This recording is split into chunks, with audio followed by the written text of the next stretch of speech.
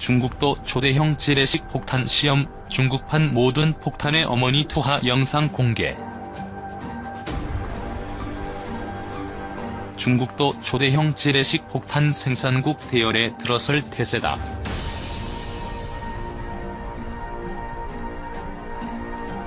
핵무기가 인한 재래식 폭탄으로서 가공할 파괴력을 자랑하는 재래식 폭탄은 미국이 자랑하는 모든 폭탄의 어머니와 러시아의 열압력탄, 모든 폭탄의 아버지 등 두 개가 쌍벽을 이루고 있었는데 중국이 세 번째 보유국이 될 움직임을 보이고 있는 것이다.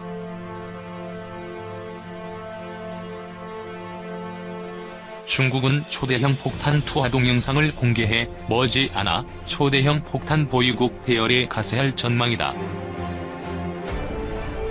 6일 위아더마이티, 디펜스블로그 등 군사매체 보도에 따르면 중국 방산업체인 노린코는 중국 폭격기에 탑재할 가공할 무기를 개발하고 중국 폭격기에서 중국판 모압으로 통하는 대형 폭탄 투하 시험을 했다고 중국 관영 신화통신이 4일 보도했다.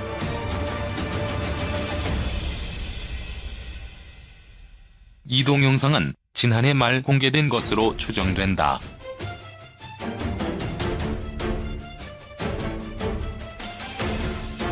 이 폭탄은 미지의 지점에 투하돼 거대한 폭발을 일으켰다.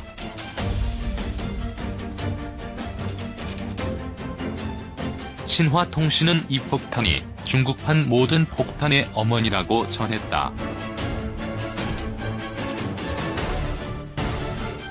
중국 전략 폭격기 시안 HUK 폭격기가 투하한 이 폭탄은 폭탄창을 거의 꽉 채울 정도로 대형이었는데 길이는 대략 5에서 6m로 추정된다. 무게도 미국이 보유한 모압보다는 덜 무겁지만 수TA라고 보도됐다. 이는 이 폭격기에 탑재하기 위해서는 어쩔 수 없는 선택으로 보인다.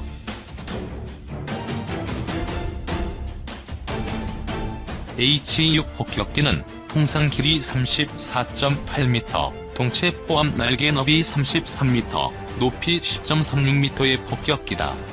최대 이륙 중량은 76톤이다. 미군의 수송기 허큘리스와 비슷한 크기에다 최대 이륙 중량도 비슷하다. 이 수송기도 모압 한 발을 싣는다. 최신형인 HUK는 러시아제 투폴레프 Tu-16 쌍발 엔진 폭격기를 중국에서 면허 생산한 것이다. 작전 반경이 3,500km, 글래스 콕핏, 다기능 LCD 디스플레이가 장착돼 있다. 날개 밑에 6개의 무기 장착대에 순항 미사일을 장착한다.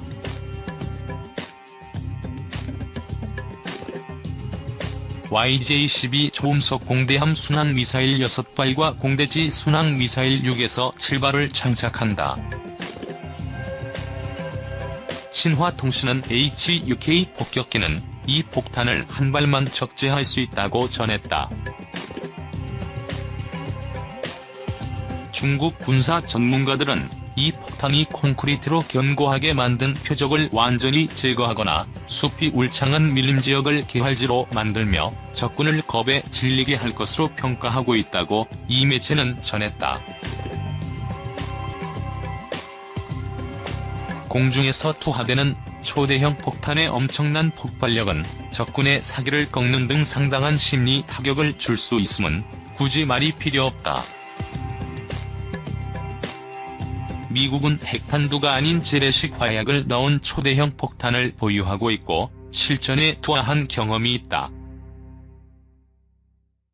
1990년대 걸프전 당시 미군의 MC-132 수송기 2대는 당시 미군의 보유한 초대형 폭탄 BLU-82 데이지 커터 2발을 투하했는데 폭발력이 얼마나 큰지 당시 영국군 특수부대는 쿠웨이트에 핵폭탄이 투하된 것으로 무선으로 알리기도 했다.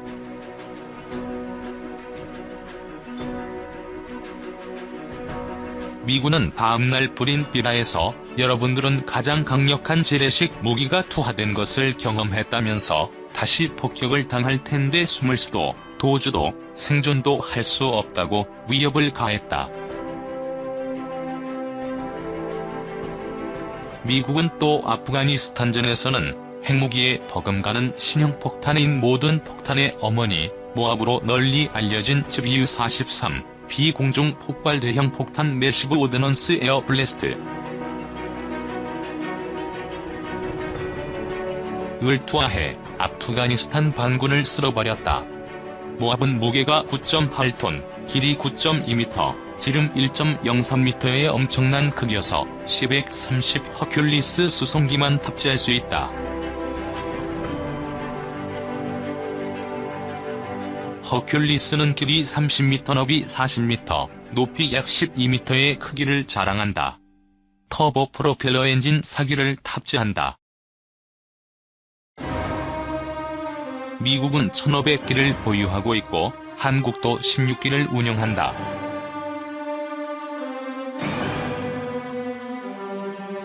이 중국이 예고한 기술 안보 관리 리스트, 히토류 관련될 수도. 중국이 미국과의 무역전쟁 속에 핵심 기술과 관련한 국가안보 위협을 막기 위한 새로운 제도를 예고했다. 이는 미국에 대한 히토류 수출 통제와 관련된 것일 수 있다고 사우스 차이나 모닝 포스트는 9일 전했다. 관영신화통신은 국가발전개혁위원회가 기술안보관리 목록 제도를 만들어 구체적 내용을 조만간 발표할 것이라고 전날 보도했었다. 이는 중국 상무부가 중국 기업의 이익을 침해하는 외국 기업 블랙리스트를 만들겠다고 발표한 뒤 나온 추가 조치다. 신화통신은 전날 시평에서 어떤 국가들이 국제적 기술 협력을 차단하기 위한 극단 조치를 하고 있다면서 국가기술안보관리 목록을 만드는 것은 중국의 핵심적이고 선진적인 기술의 안보를 확보하기 위해 튼튼한 보호벽을 세우는 것이라고 말했다.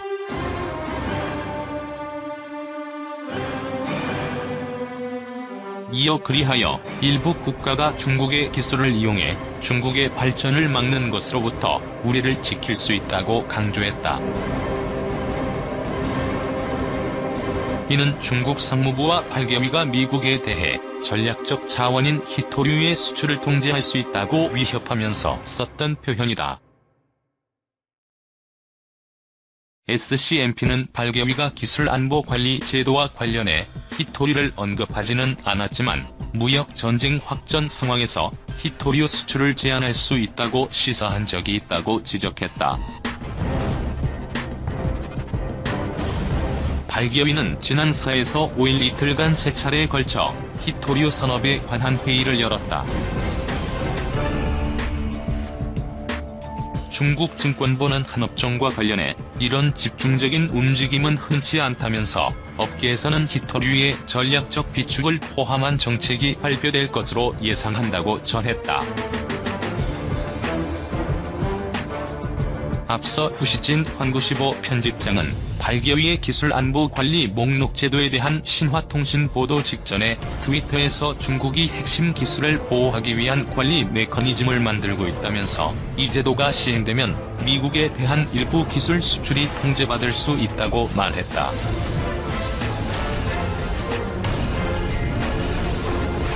관영 환구시보는 이날 사설에서 중국이 미국의 압박에 대응해 새로운 기술 안보 관리 제도를 만들고 있다면서 최근 나온 상무부의 블랙리스트 제도와 분명히 관련 있다고 지적했다.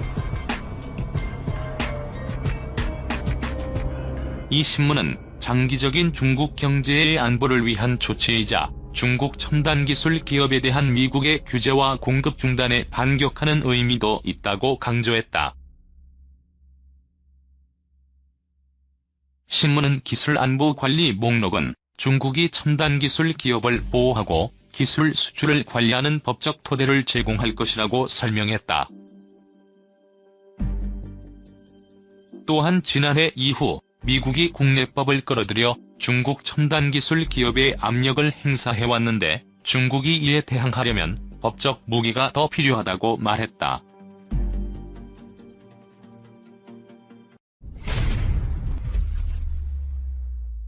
놀라움은 밝혀. 한국, 금세기 세계 최대 전투기 개발 사업 펼친다.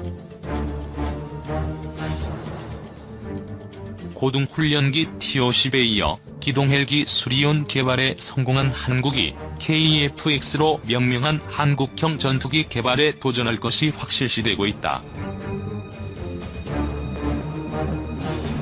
한국이 생각하는 KF-X 전투기의 성능은 최근 UAE가 미국에서 도입한 최신형 F-16인 F-16EF와 영국을 비롯한 유럽 4개국이 공동 개발해 실전 배치하고 있는 유럽 파이터 타이푼의 중간 정도가 될 듯하다.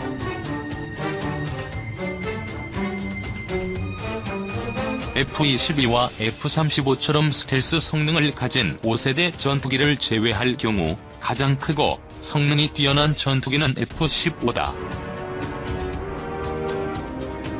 다음이 유럽 파이터 타이푼과 프랑스의 라팔이고 그 뒤가 F-16과 F-18, 이어 그리펜이 꼽힌다.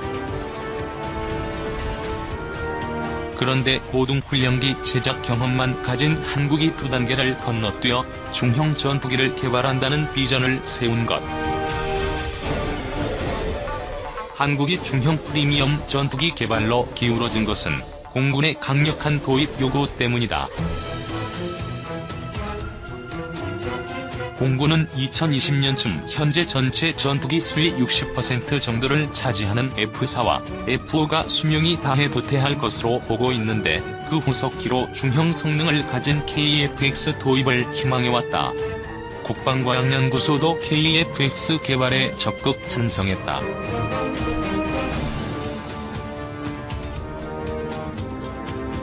공군과 국방과학연구소의 주장에 대립각을 세워온 것은 T-50을 양산하는 한국 항공우주산업이었다. 한국 항공은 중형 전투기인 KF-X 개발에는 6조 원 이상이 들어간다. 하지만 T-50을 개조, 개량한 소형 전투기 F-50을 개발하는 데는 2조 원 이하가 소요된다.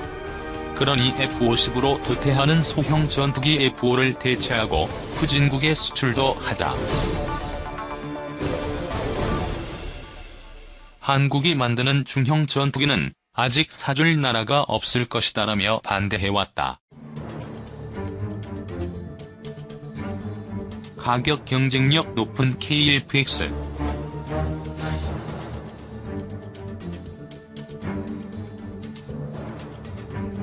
이 논쟁의 종지부를 찍기 위해 정부는 한국개발연구원에 타당성 조사를 맡겼는데 2007년 KDI는 KF-X 개발에 공군이 예상한 것보다 훨씬 많은 10조에서 11조 원이 들어가고 KF-X 개발이 불러올 파급 효과도 미미하다며 타당성 없다는 결론을 내렸다.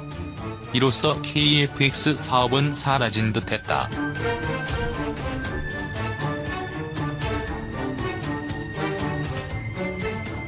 그러나 국방과학연구소는 굴하지 않고 계속 KF-X 사업 추진을 주장했다. 또 공군이 국방개혁 2020에 10여 년 후 도태하는 F와 F-4를 이으려면 KF-X가 있어야 한다고 주장함으로써 KF-X 논쟁이 재연된 것이다. 이에 정부는 건국대 무기체계연구소에 KF-X 사업 타당성 조사를 맡겼다.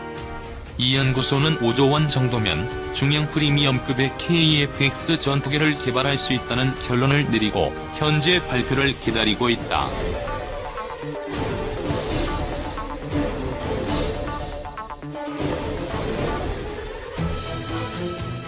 비슷한 시기 한국항공도 전투기 개발은 수요자인 공군에 맞춰야 한다고 보고 현재 가격으로 5조 원 정도면 KF-X 전투기를 개발할 수 있다는 판단을 내렸다. 이로써 반대 세력이 사라져 순식간에 KF-X 사업 재개 의견이 절대적으로 우세해졌다. 전투기의 크기와 성능은 엔진에 의해 결정된다. 엔진이 크면 전투기도 커져 많은 장비와 무장을 탑재할 수 있고, 엔진 파워가 약하면 소형 전투기를 만들어야 한다.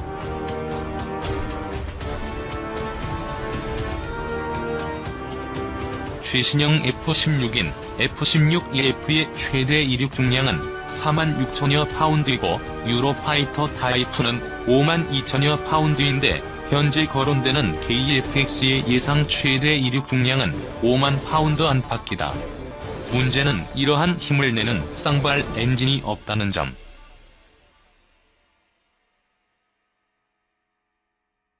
그런데 유로파이터 타이푼에 들어가는 EJ200 엔진을 제작하는 유로제트사가 이러한 엔진을 개발해주겠다고 나섰다. EJ200 엔진을 약간 축소해 KF-X용 엔진을 제작해주겠다는 것. 이렇게 되면 KF-X의 외양과 장비는 유로파이터 타이푼과 비슷하나 크기만 약간 작은 형태가 될 가능성이 높다. 이를 통해 두 기종은 경쟁 관계에 놓일 수 있는데, 불리한 것은 전투기 개발 경험이 없는 한국이 개발한 KF-X다. 이 약점을 어떻게 극복할 것인가? 놀랍게도 KF-X 사업 찬성론자들은 이 전투기를 한국 공군에 260여 대 납품하고 외국에 수출까지 할 수 있다고 주장한다. 이유는 가격 경쟁력 때문. 현존 전투기 중 최고의 베스트셀러는 F-16이다. 때문에 F-16은 방위담회를 할 수 있어 최신형인 F-16EF의 대당 가격이 6천만 달러까지 내려와 있다. 유로파이터 타이푼은 최근에 개발됐기에 7,500만 달러 정도다. 한국은 미국이나 유럽에 비해 인건비가 저렴한데 전자기술이 발전했기에 항공전자 장비를 싸게 제작할 수 있다. 찬성론자들은 이러한 한국의 장점을 적시하며 KF-X의 대당 가격은 5천만 달러가 된다고 주장한다. 공군 또한 중형 전투기의 대당 가격은 5천만 달러여야 한다고 주장하므로 제작자는 무조건 이 가격에 맞춰야 한다. 찬성론자들은 이 정도 가격이면 가격 경쟁력이 충분하기에 KF-X는 2020년대 1,300대 이상으로 추정되는 세계 중형 전투기 시장에서 300에서 500대를 수출할 수 있을 것으로 전망한다. 세계가 한국을 주목하는 이유.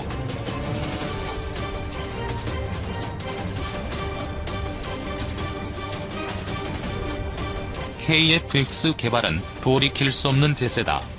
그러나 한국은 아직 단독으로 이러한 전투기를 개발할 수 없다.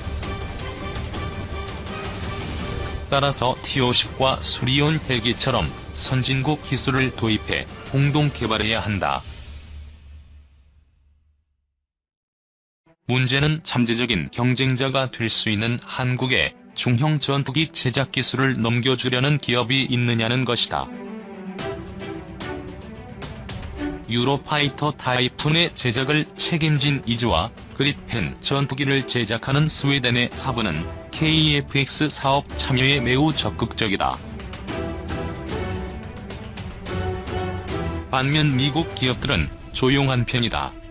T-50 기술을 제공한 미국의 로키드 마틴은 F-16EF의 경쟁자가 될 수 있다고 보는지 KF-X 사업에 큰 관심을 기울이지 않고 있다. F-15K를 판매한 보잉도 별 움직임을 보이지 않는다.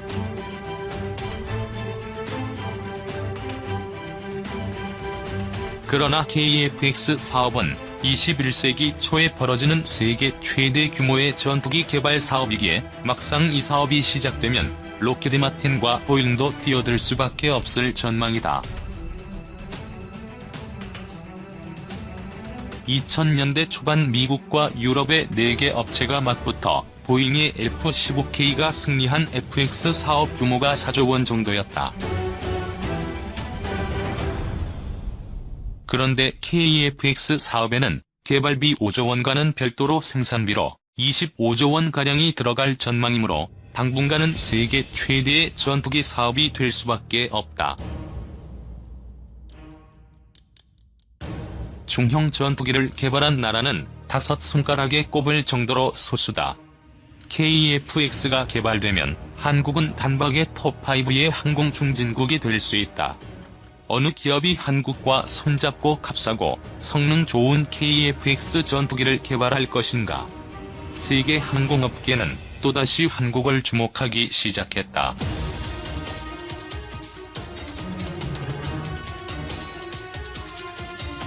싱가포르 고등훈련기 사업 속보 이탄.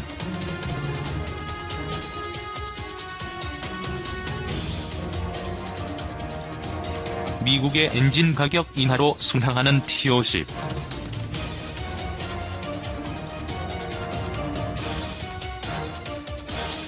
한국, 금세기 세계 최대 전투기 개발 사업 펼친다. 주간동아 701호는 T-50이 싱가포르의 고등훈련기 도입 경쟁에서 선전하고 있다고 보도했다.